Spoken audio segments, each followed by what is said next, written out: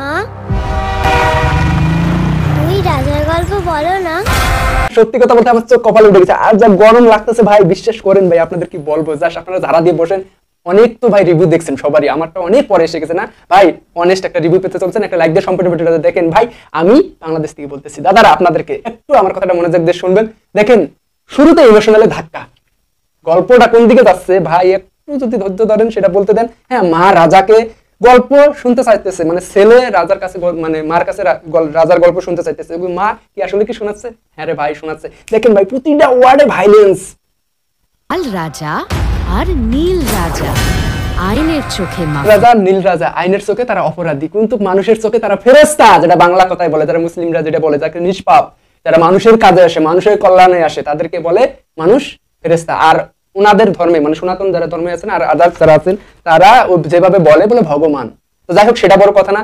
এই যে আসলে বাবা দেব আর ছেলে দেবের যে গল্পটা আর কয়লার যে গল্পটা, একটা আভাস পাইতেছেন না? কেজিএফ, গরিবের কেজিএফ ধরে নিতে পারেন, আরে ভাই জওয়ান ধরে নিতে পারেন, কি বলবো, গুন্ডা ধরে নিতে পারেন, অসাধারণ রংবাজ। না সরি, রংবাজের অম্মধু, এটা বুঝে বলতেছি ভাই। দাঁড়ান, আমাকে বলতে দেন না, এত ঝটপট কি কমেন্ট করলে হবে না। একটু আমার কথাগুলো শুনেন, তারপরে সুন্দর একটা কমেন্ট করে যাই না, আমারও ভালো লাগবে, আপনারও ভালো লাগবে কথাগুলো ভাই। পরের লাইনে আসলে কি যা হতেছে, সাইলেন্স ভাই, যা যা বলে দে, তোর বাপ আসতেছে, মানে ব্যাকগ্রাউন্ড মিউজিক গুলা ভাই অস্থির লেভেলের। বিশেষ করে সিনেমাটার যে কি বলবো ভাই, মানে পুরোটাই দেব যে এতদিন পর তার যে একটা খিদা ছিল, সেই খিদাটা জানি নিবারণ হতেছে। মানে দেবের যে একটা খিদা ছিল, এটা পাবলিকের খিদা না, পুরো দেবের যে খিদাটা সেটা খাদান দিয়ে যাতে মিশে যাচ্ছে। আমি ভাই এত সুন্দর কমার্শিয়াল একটা সিনেমা দেবকে এত ভাবে প্রেজেন্ট করবে, এটা আসলে আমি আগে ভাবি নাই। কারণ দেবের যে বাবা ছেলের যে খেলাটা, যিশু সেনগুপ্ত, যিশু দুই ছেলে বাবাকে নিয়েই খেলতেছে, এটা বুঝতে হবে ভাই। সত্য কথা বলতে আসল ভিলেন কিন্তু যিশু বাবার ফ্রেন্ড এবং ছেলেকে ব্যবহার করতেছে, অথচ ছেলেই বুঝতেছে না বলে এ বাবার আসল খুনি হলো সেই যিশু, কিন্তু যিশু সেই বুঝতেছে না, এবং সে আউট প্ল্যান থেকে খেলতেছে, সামনে মাগার ঘুরাতেছে ওই যিশু। তো ভাই গল্পটা আসলে কোন দিকে গেছে, এটা আসলে মানে পরিচালক এমন ভাবে মানে ঠিকঠাক বোঝাতে দেয়নি। তবে আমরা যতটুকু আভাস পেয়েছি, এইখানে দেখেন ভাই, কেজিএফে যেমন মার একটা গল্প ছিল, সিনেমাটার মধ্যে ইমোশনালে আঘাত করছে, আর অ্যাকশন রোমান্টিক, যেমন তেমন ইমোশনাল আর অ্যাকশন। এই খাদান সিনেমাটায় রোমান্টিক পাবেন, অ্যাকশন পাবেন এবং ইমোশনাল, এই তিনটা জিনিসকে, বাঙালিকে ইমোশনালে আঘাত করলে যথেষ্ট, তারপরে রোমান্স যদি দেন এটা তো কোনো প্রশ্নই আসে না, কি তারপরে অ্যাকশন যদি থাকে। আমি মনে করি রোমান্স বাদ দিলাম, যদি ইমোশনাল আর অ্যাকশন থাকে, সিনেমা বাম্পার, পুরো পাগল হয়ে যাবে পাবলিক। বিশেষ করে কলকাতার যে ভাই ব্রাদার আছে, তাদের আসলে একটা খুবই খারাপ লাগে সেই কথাগুলো ভাবলে, যে বলতে আসলে বাধ্য হই। ভাইলেন্সের বিষয়টা খুবই বাজে একটা অবস্থা কলকাতার মধ্যে, এবং বাংলা সিনেমার দূর অবস্থা শুধু এইটার কারণে। তো যাই হোক, এই খাদান সিনেমাটা দেবের যদি স্বপ্ন পূরণ না হয়, পুরো বাংলা ইন্ডাস্ট্রি একবারে মুখ থুবড়ে খেয়ে পড়বে, এই দেব যদি না উঠতে পারে এই রংবাজ দিয়ে।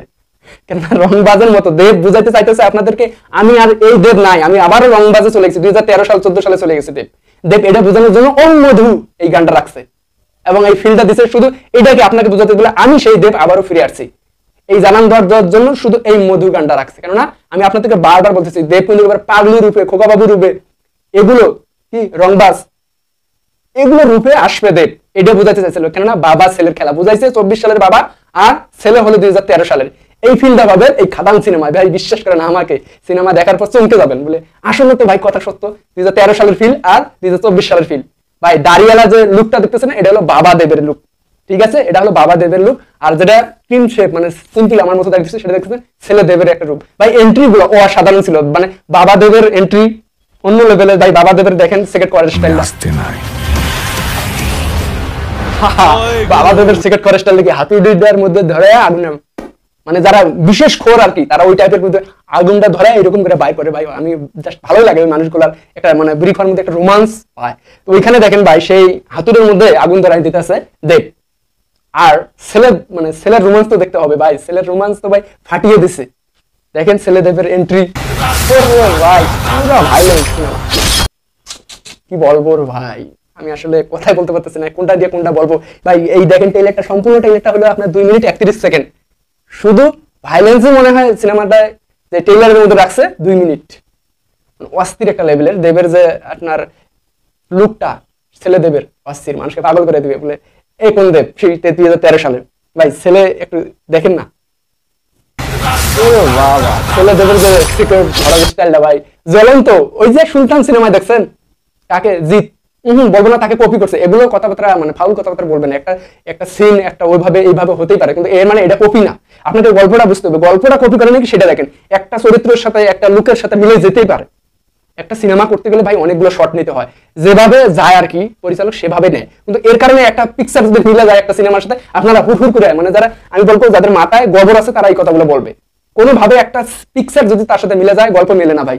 সুলতানের গল্প আলাদা, দেবের ছেলে দেবের গল্প আলাদা। তো দেখেন ভাই, সেটা আমি বলতেছি না, মানে যারা বলে আর কি তাদের ইঙ্গিত করে বললেন। আপনারা আপনাদেরকে বলি না, আপনাদেরকে আমি সবসময় মাথায় রাখি, এখানে সম্মান করি। তো দেখেন ভাই, হ্যাঁ ছেলে দেবের যে খেলাটা খেলতেছে এখানে, তার বাবার প্রতিশোধ নিতেছে, অথচ দাবার গুটি কিন্তু দেবের ছেলেও একটা দাবার গুটি যিশুর। কি ভাই কথার আসলে আমি সবগুলো যদি এখানে শো করি, তাহলে আপনার ট্রেইলার কয়বার দেখছেন? কয়েকশো বার দেখেন, আমি কয়েকবার দেখছি। দেখার পর কথাগুলো বলতেছি। দেখেন দেবের ছেলেকে কিভাবে ব্যবহার করতেছে, এবং যিশু কিন্তু ডায়লগ ঠিকই দিছে।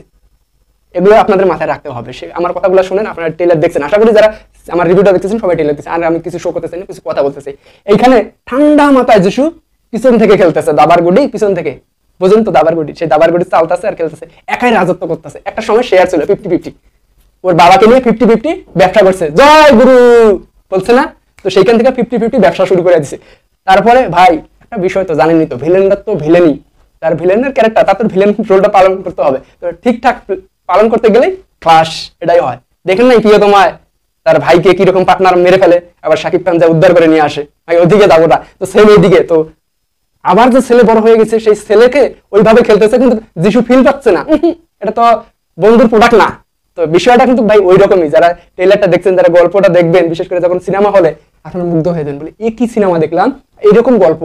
অনেকে অনেকের সাথে মিলাতে চাইবেন, কেউ কেউ জিএফ এর সাথে মিলাচ্ছে এখন, কেউ জামানের সাথে, কেউ মনে করেন অনেকে আবার পুষ্পার দিকে ঠেলবেন। তো যাই হোক, সেটা ঠেলাঠেলি করার কোনো প্রশ্নই আসে না।